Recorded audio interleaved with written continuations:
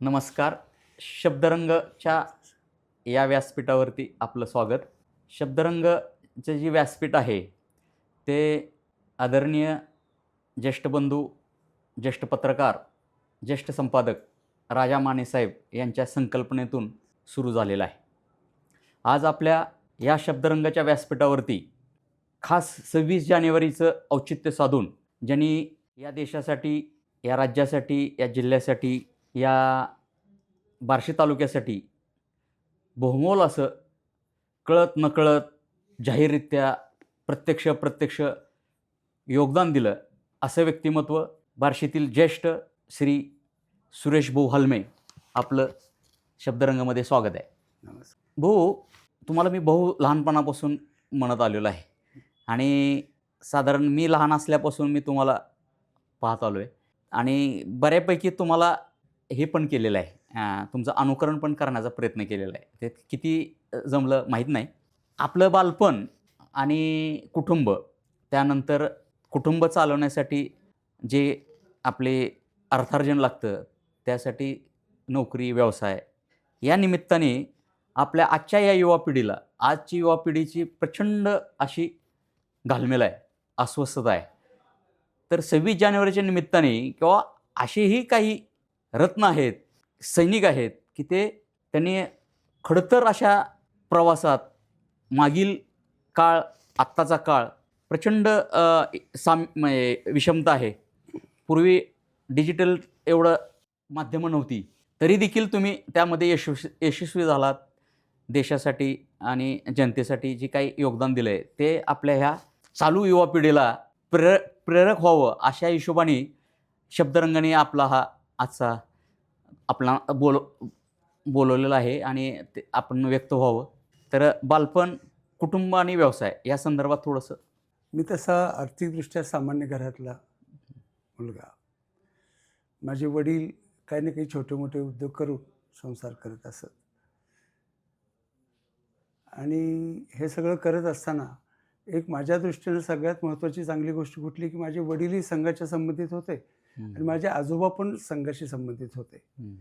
विशेषतः 48च्या बंदीमध्ये, गांधी हत्येच्या वेळेस संघावर खूप रोष होता समाजाचा. त्यावेळेससुद्धा ताकदीनं योग्य पद्धतीनं सामोरे जाऊन आमचं कुटुंब संघासाठी जगलं. त्या परंपरेतला मी असल्यामुळे लहानपणापासून मी शाखेत जातो. बरोबर. आणि आपल्याकडं असं म्हणतात, की आमच्या काळामध्ये लहानपणी असं असायचं, की हे तुला चांगलं वळण लावायचं ना, मग तू संघात जा, बरोबर, शाखेत जा. असं साधारण त्यावेळेस किंवा आजही त्या पद्धतीचं एक समाजामध्ये शिस्त होता. हो.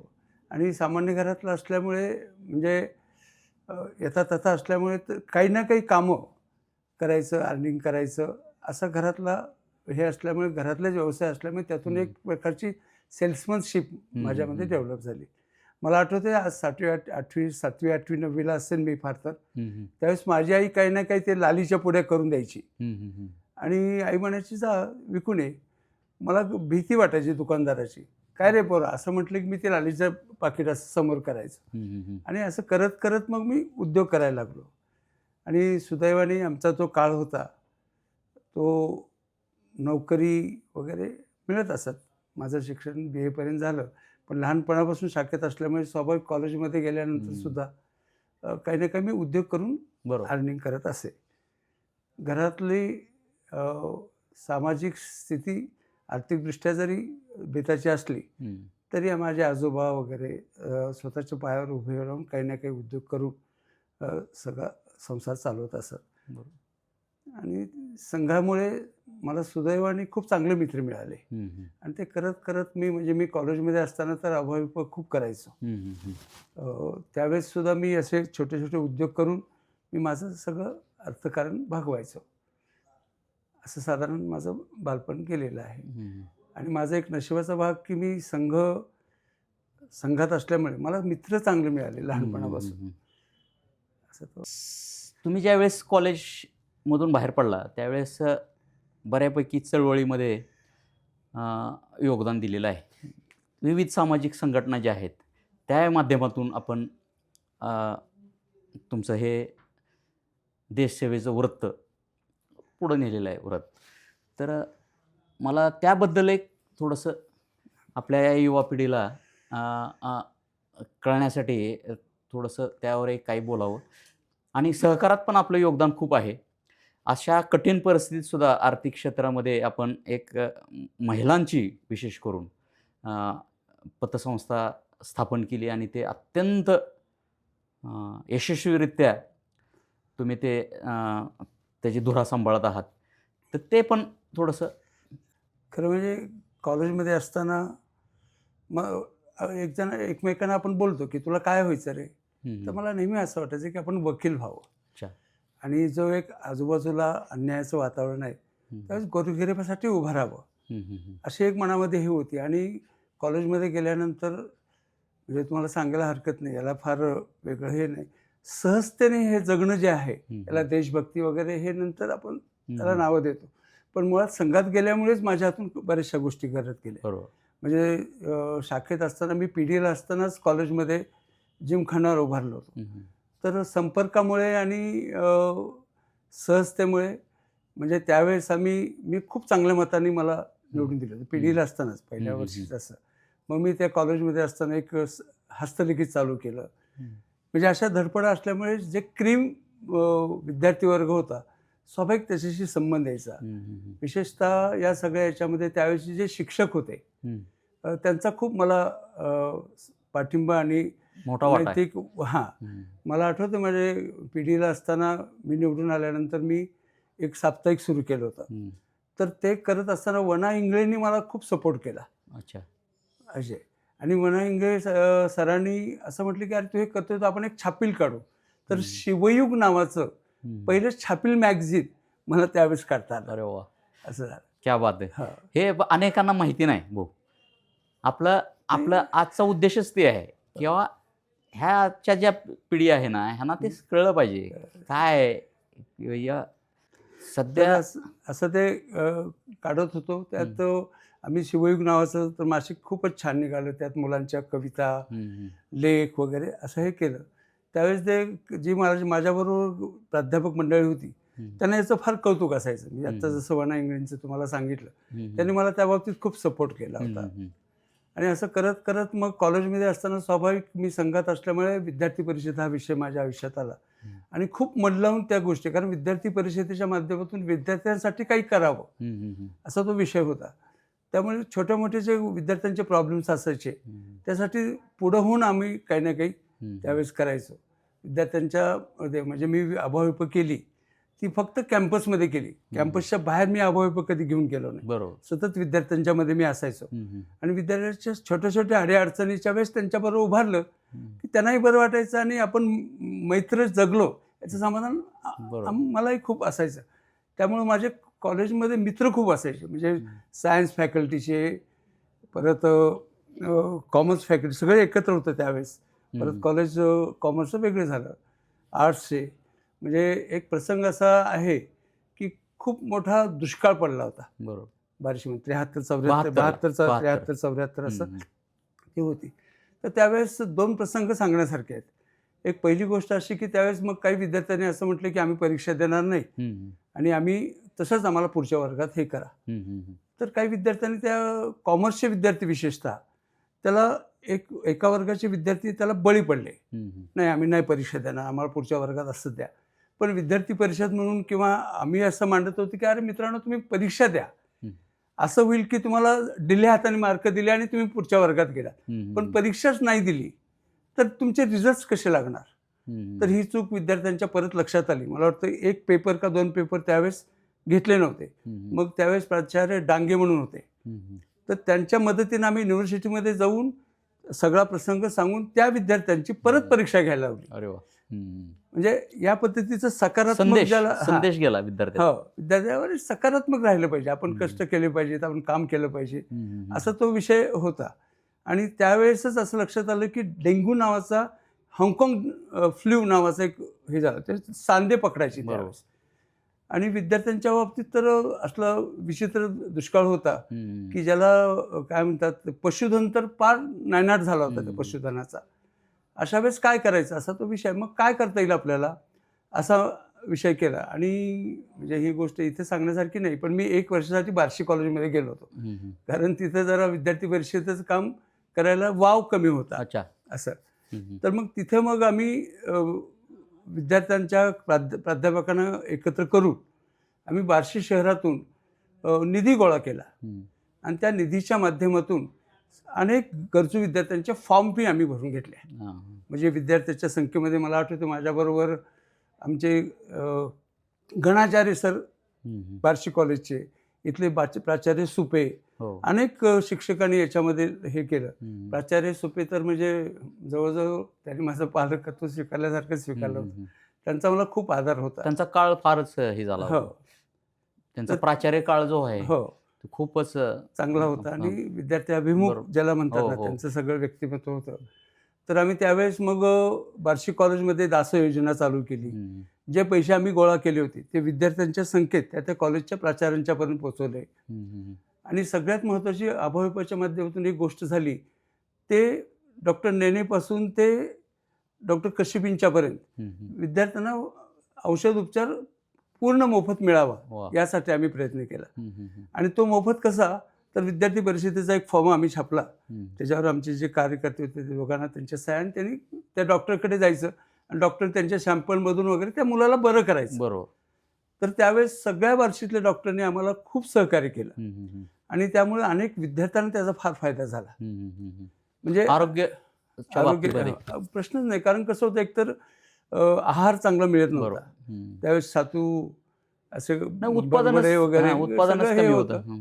खूप त्याला काय ओढाताण ग्रामीण भागातल्या गरीब विद्यार्थ्यांची खूप ओढाताण होत होती. तर सगळं काही नाही, पण या पद्धतीनं आम्ही काम केल्यामुळे विद्यार्थ्यांना खूप त्याचा रिलीफ मिळाला. म्हणजे अशा 2-3 गोष्टी कॉलेजमध्ये असल्याच्या वेळेस मला त्या करता आला. आणि त्याच वेळेस मी मग BA झाल्यानंतर लॉला मी ॲडमिशन घेतली होती. आणि 74-75 साल हे विद्यार्थ्यांच्या आंदोलनाचं साल होतं. JPच्या आंदोलन नेतृत्वाखाली बिहार, गुजरात आणि संपूर्ण महाराष्ट्रात सुद्धा ते लोण पसरलं होतं. तर भ्रष्टाचार विरोधात आंदोलन करण्यासाठी म्हणून विद्यार्थी परिषदेच्या माध्यमातून गांधी चौकामध्ये आम्ही मोठं स्टेज टाकून मी तिथं 36 तास उपोषणावर बसलो होतो. त्यावेळेस अभाविपचे अध्यक्ष आमचे परशुरामजी करंजकर हे वकील साहेब ते प्राध्यापक होते लॉ कॉलेजला, ते त्यावेळेस अध्यक्ष आमचे होते. तर त्यानंतर मग एक मुकमोर्चा मोठा काढला. पुढं मशाल आणि मुकमोर्चा, त्यामध्ये डॉक्टर्स, प्राध्यापक, समाजातले खूप समंजस आणि जबाबदार लोकांनी त्यामध्ये सहभाग दिला होता. म्हणजे अशा पद्धतीचं काम चालू होतं.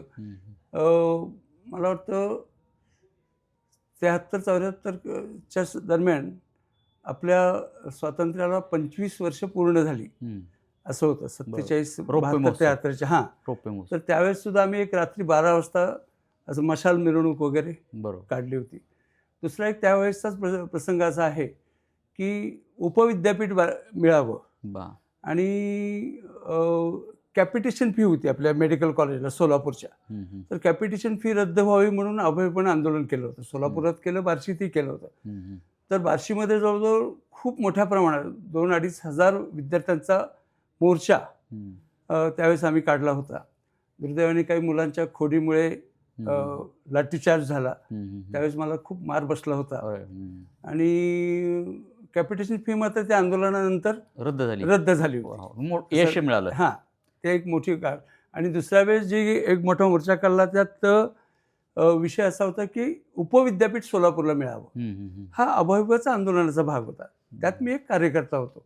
पण एक कार्यकर्ता म्हणून विद्यार्थी काही माझ्याकडे आले, म्हणले भाऊ हे असं असं आहे. त्यावेळेस मी जर कॉलेज सोडलं होतं, त्यावेळेस लॉला होतो. तर ते म्हणले आता काय करायचं, तर परवानगी नाही आहे, 144 कलम असं काहीतरी होतं.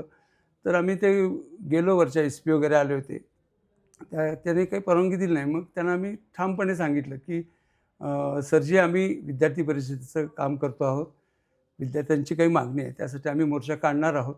तुम्ही तुमचं काम करा, आम्ही आमचं काम करतो. तुम्हाला एक शब्द आम्ही देतो की हे अभाविपचे कार्यकर्ते आहेत आणि कुणाच्याही तोड्याला सुद्धा धक्का लागणार नाही, चुकीचं काही करणार हां चुकीचं काही करणार नाही याची आम्ही तुम्हाला खात्री देतो. आणि एक चांगला मोर्चा निघाला आणि मग मोर्चा तहसीलपाशी आल्यानंतर त्या सगळ्या पोलिसांच्या टीमनी आमच्या कार्यकर्त्यांचं खूप चांगलं कौतुक केलं की अरे वा तुम्ही छान केलं, काही गोंधळ नाही, काही नाही. म्हणजे अशा पद्धतीचं थोडंसं सकारात्मक राजकारणाचा लवलेश नसलेलं पण विद्यार्थ्याभिमुख अशा पद्धतीच्या काही चांगल्या गोष्टी माझ्या त्या विद्यार्थी परिषदेच्या काळात झाल्या. याचं एक खूप मोठं समाधान आहे. याच्यात काही हे नाही. पण हे सगळं झालं ते मी संघात असल्यामुळे झालं असं माझी धारणा आहे. अगदी बरोबर. असं ते आहे.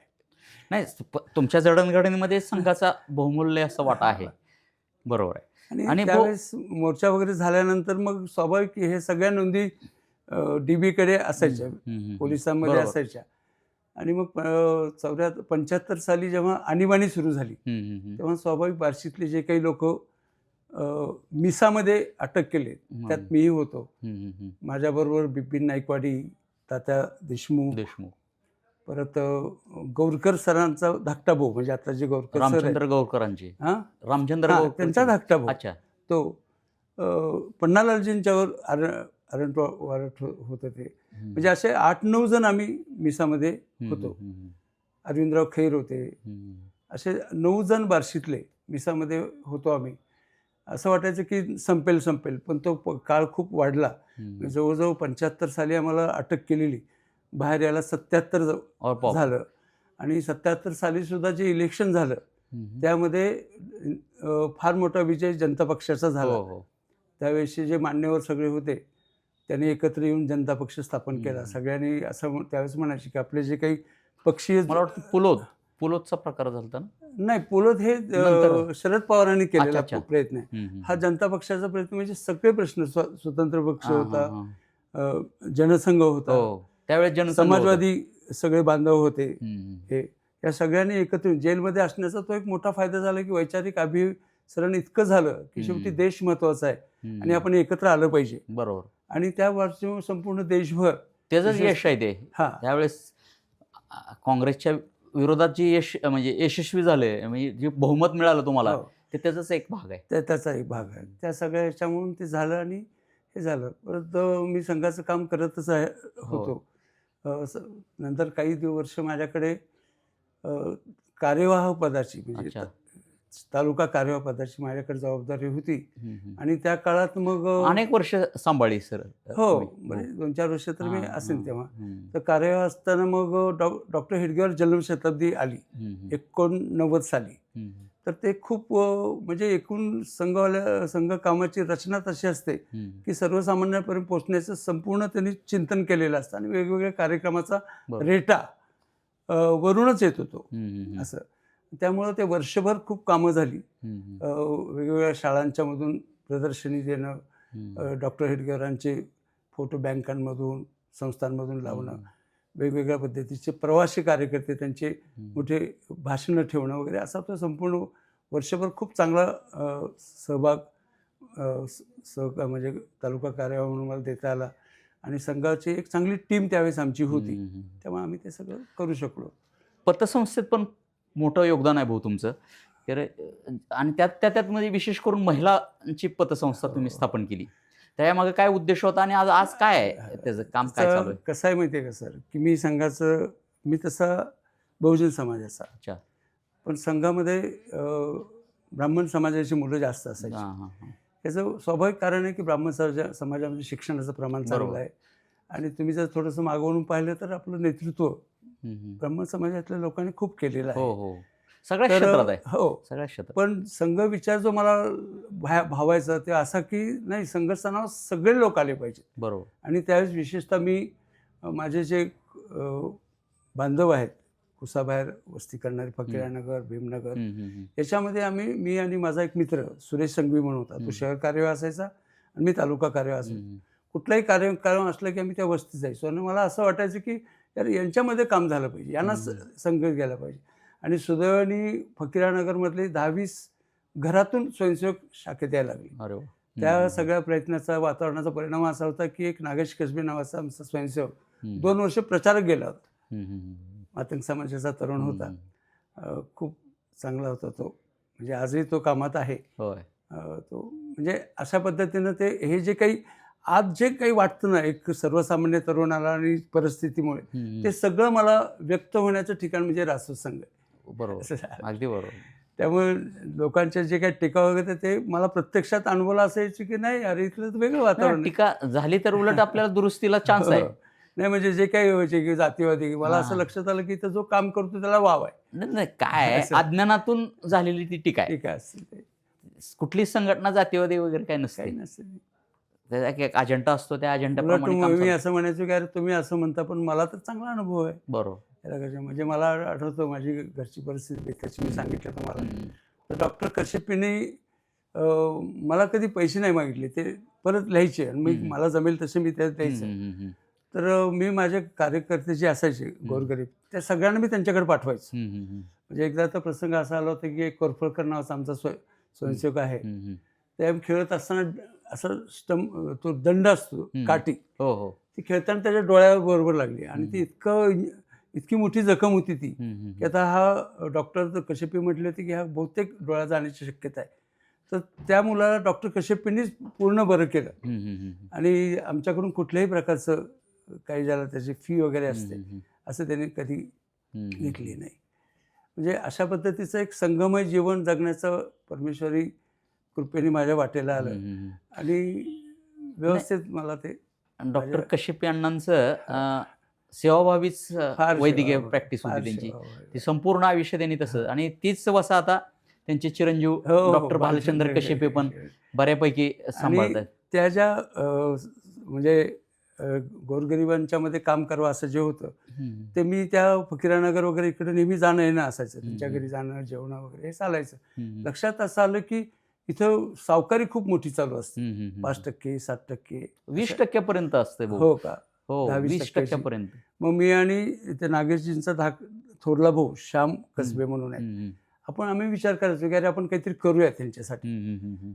काय करायचं तर मी म्हटलं इथे एक पतसंस्था काढू आपण मी करतो म्हटलं. काय म्हणले भाऊ इथे नका करू, तुम्ही बाहेरच ऑफिस करा आणि मग तुम्ही जरा परत तिथून लक्ष द्या, कारण इथं केली तर तुम्हाला अडचणी, बरोबर, म्हणजे तुम्हाला फारसं यश इथे येणार नाही. मग त्या बेसवर मग 96 साली मी पतसंस्था चालू केली. जे संघ कार्यकर्ते माझे मित्र होते त्यांच्याच घरच्या माता भगिनींना बरोबर घेऊन ते काम चालू केलं. आज जवळजवळ 29 वर्ष पूर्ण झाली आणि 30 वर्ष चालू आहे. आजही सगळ्या त्या बांधवांच्या मध्ये आम्ही काम करतो. नाही, संस्थेचं तुमची प्रतिष्ठा आहे, नाव आहे. हो. आणि गेली तळागाळात म्हणजे सहकाराचं खरं उद्दिष्ट आहे ना, ते तुमची संस्था जपते. आणि सगळ्यात महत्त्वाचं म्हणजे जे सभासद आहेत, शेअर्स असतात, त्यांच्या पहिल्या ऑडिट वर्षापासून आम्ही लाभांश देतो. पहिल्या ऑडिट वर्ष नंतर लाभांश बऱ्याच संस्थांमध्ये आपण परिस्थिती बघतोय की काय आहे सगळं, पण असं ते लाभांश वगैरे अगदी कंपल्सरी त्यांचे 100 रुपये आहेत ना आपल्या जो त्यांना गेले. एका वार्षिक सर्वसाधारण सभेत तुम्ही मला बोलवलं होतं, मी अनुभवलेले आहे.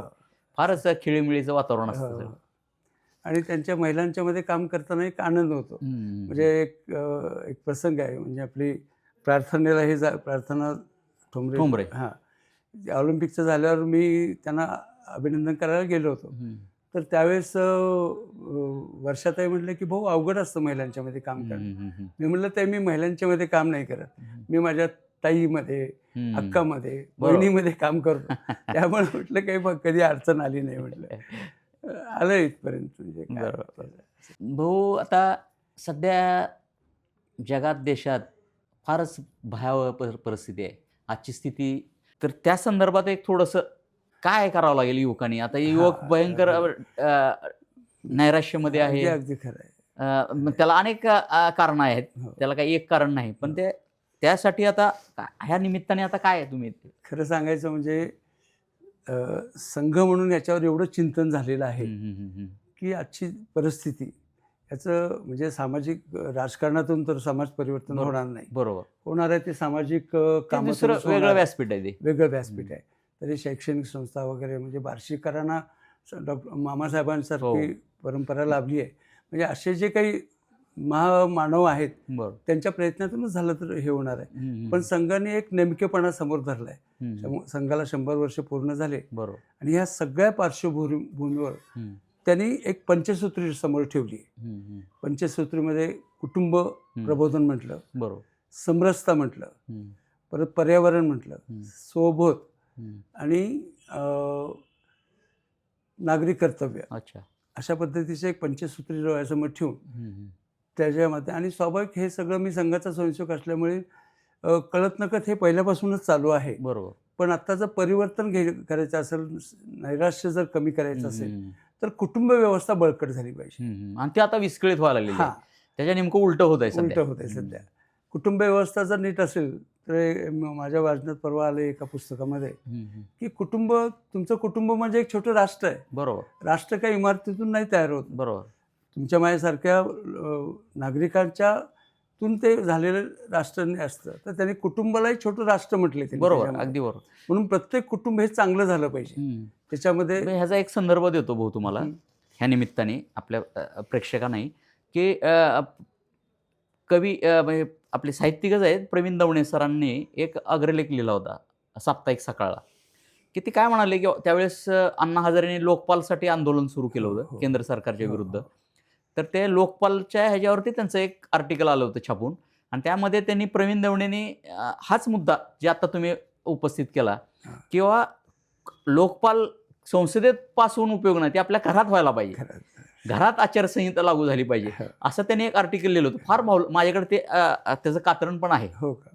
मी ते पुनर्प्रकाशित करून त्यांच्या परवानगीनं ते वितरित सुद्धा केलं होतं. का ते प्रत्येकाच्या, तुम्ही जे आता म्हणालात किंवा कुटुंब व्यवस्था सुदृढ झाली पाहिजे, तसं किंवा आपल्या कुटुंबामध्ये जर का सुधारणा झाली तर ते बाहेर म्हणून कुटुंब व्यवस्था नीट ठेवण्यात, म्हणजे कुटुंब चांगलं असेल तर सगळं काही चांगलं होतं. अगदी बरोबर. म्हणजे शेजार पाजारी तो नीट वागतो, चांगल्या ज्या कन्सेप्ट आहेत, आणि ह्या सगळे घेऊन भारतभर प्रत्येक घरी संघ त्याची माहिती घेऊन जातोय.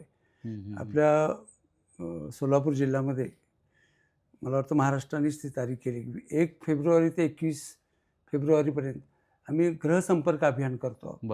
आणि या निमित्तानं घरोघर जातो. म्हणजे मध्ये त्यामुळे म्हणजे खरं म्हणजे माझ्यासारख्या सामान्य कार्यकर्त्यांना तुम्ही इथे बोलवलेलं थोडंसं हे वाटतं, कारण संघ जीवन ह्या सगळ्या ह्याच्यातून संघ जर बाजूला काढला तर काही नाही, एक साधा सर्वसामान्य मी माणूस म्हणून राहतो, पण संघ माध्यमातून मला इतक्या गोष्टी चांगल्या चांगल्या करता आल्या, समाजाभिमुख ज्याला म्हणता येईल असं, ते करत करत इथपर्यंत मी आलो.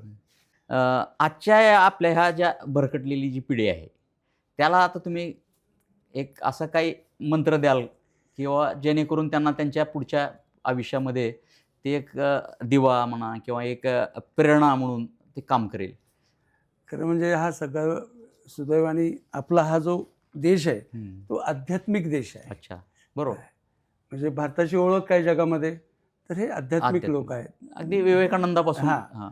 तर विवेकानंद वगैरे आपले जे असे रथी महारथी जे आहेत वैचारिक, त्यांच्या चरित्रातून हे सगळं लक्षात येतं. म्हणजे मला आठवत आहे की आपले आता तुम्ही अण्णासाहेब हजारेंचं तुम्ही मला सांगितलं, तर हजारे असेच नैराश्य होऊन फार वाईट विचार घेऊन असेच प्रवास करत असताना त्याने एका स्टॉलवर विवेकानंदाचं एक पुस्तक खरेदी केलं आणि ते वाचलं. त्यांनी स्वतः सांगितलेला हा अनुभव आहे, आणि माझ्या आयुष्यात पूर्णपणे फरक झाला. म्हणजे आजूबाजूला जर आपण चांगल्या गोष्टी बघत गेलो तर पोटाला फार लागत नाही सर. बरोबर.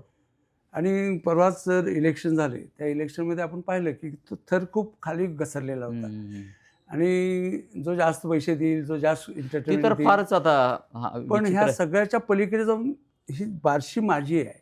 बरोबर. मी बार्शीकर आहे, हा तालुका माझा आहे, हा देश माझा आहे, आणि मला चांगलं काही निवडण्याची ही एक संधी आहे. बरोबर. ते भानच राजकारणातून संपून जातं. म्हणजे बधीर करण्याचा जो प्रयत्न आहे ना, म्हणजे काही गरीब वस्तीत माझा संपर्क आहे. बरोबर. तर तिथं म्हणजे अगदी काही ना काही देणं करणं, पण हे काळाचा रेटा म्हणून त्याच्याकडे बघू. याच्या पलीकडे जर कुटुंब संस्था जर बळकट झाली आणि समाजामध्ये जर समरसता नीट निर्माण झाली, एकमेकाकडे जाणं येणं, एकमेकाच्या चांगुलपणाचा विचार करणं, सहवासित झालं पाहिजे.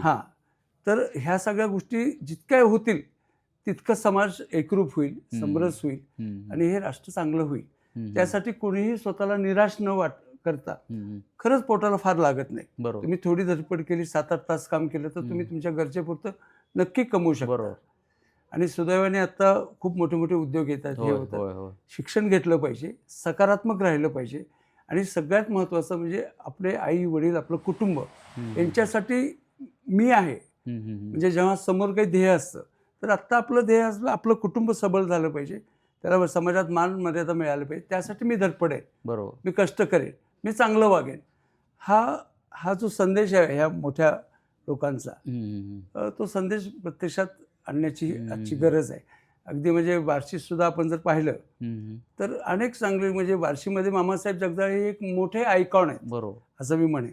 खूपच क्रांती झाली. बार्शीचं परिसर म्हणजे उस्मानाबाद आणि बार्शी, सोलापूरमधली ही बार्शी आणि शैक्षणिक ह्याच्यामध्ये आणि कमवा शिका वगैरे आणि सुदैवाने त्या वैद्यकीय क्षेत्रामध्ये फार मोठं मेडिकल हब तर फार मोठा मामांचा वाटा आहे त्यात. खूप, कारण का बहुसंख्य इथे जे डॉक्टर्स आहेत ना ते त्यांचे संस्थेचे विद्यार्थी आहेत. मला म्हणजे ते एक प्रसंग सांगतो फक्त की मामा हॉस्पिटल बांधत होते, बरोबर, आणि ही मुख्य इमारत आहे शिवाजी कॉलेजची, तिथं वीट कारखाना होता, बरोबर.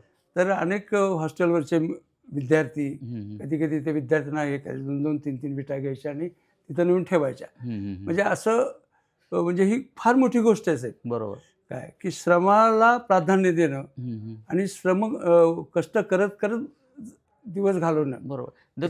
दोन गोष्टी मामांनी साध्य केल्या असं मला वाटतं. एक तर आर्थिक बचत झाली आणि दुसरे मुलांना एक कष्टाची किंवा हे जे